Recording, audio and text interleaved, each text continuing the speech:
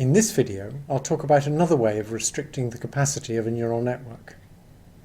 We can do that by adding noise either to the weights or to the activities.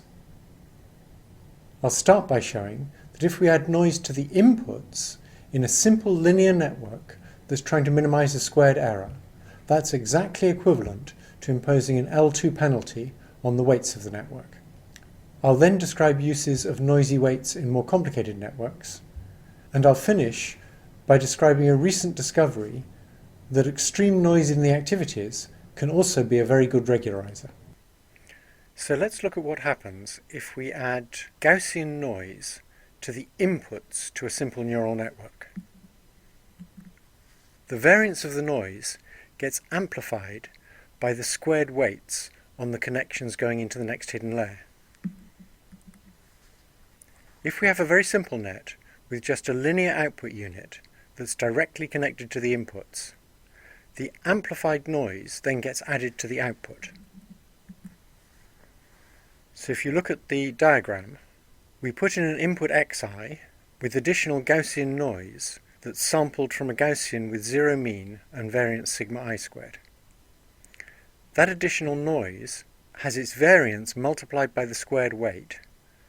It then goes through the linear output unit j, and so what comes out of j is the yj that would have come out before, plus Gaussian noise that has zero mean and has variance wi squared sigma I squared. This additional variance makes an additive contribution to the squared error.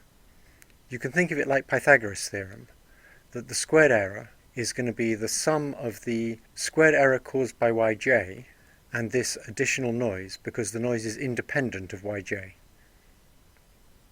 So when we minimize the total squared error, we'll minimize the squared error that would come out if it was a noise-free system, and in addition we'll be minimizing that second term.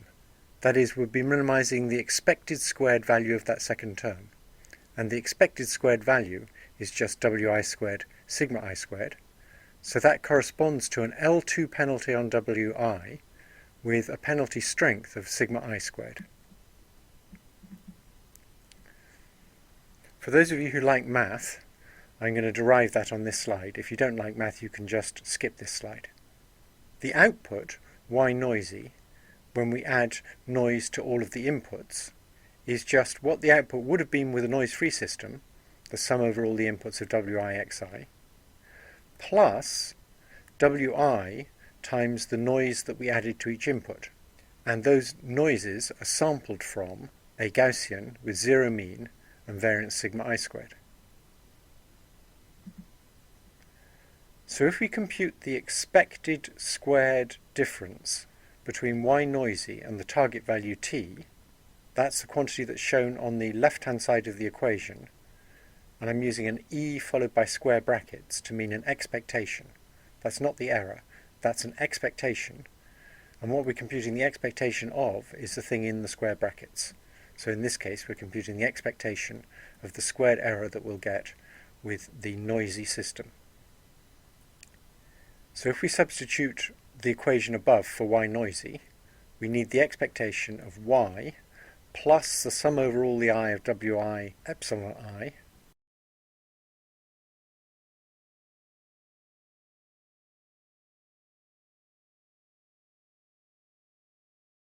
So when we complete the square, the first term we get is y minus t squared, and that's not inside an expectation bracket because it doesn't involve any noise.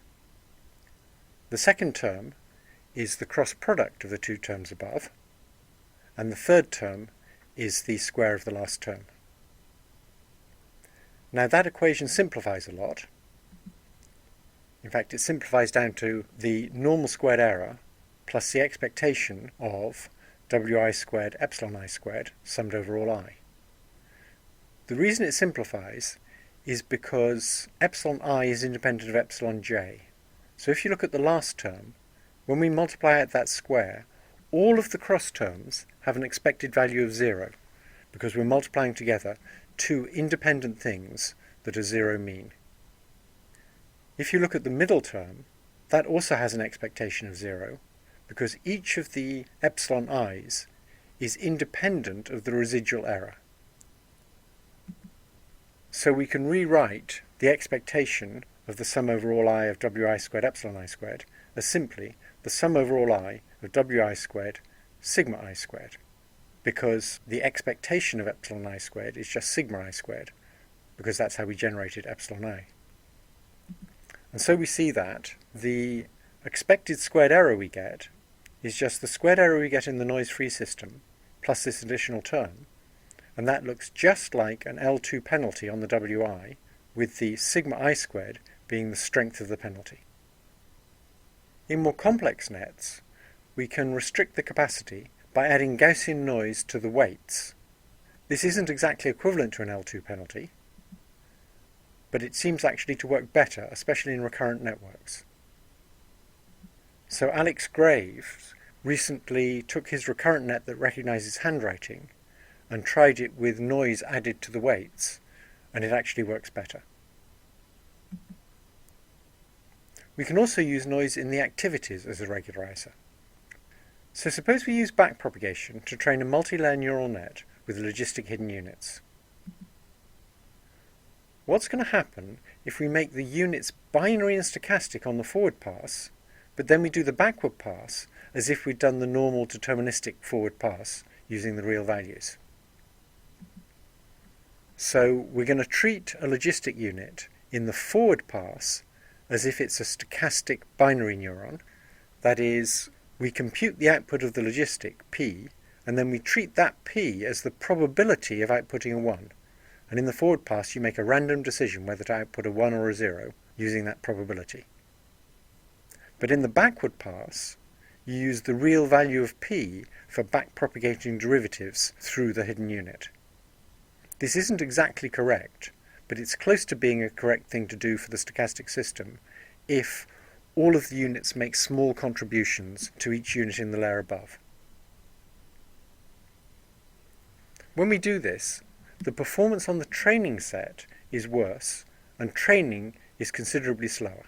It may be several times slower. But it does significantly better on the test set. This is currently an unpublished result.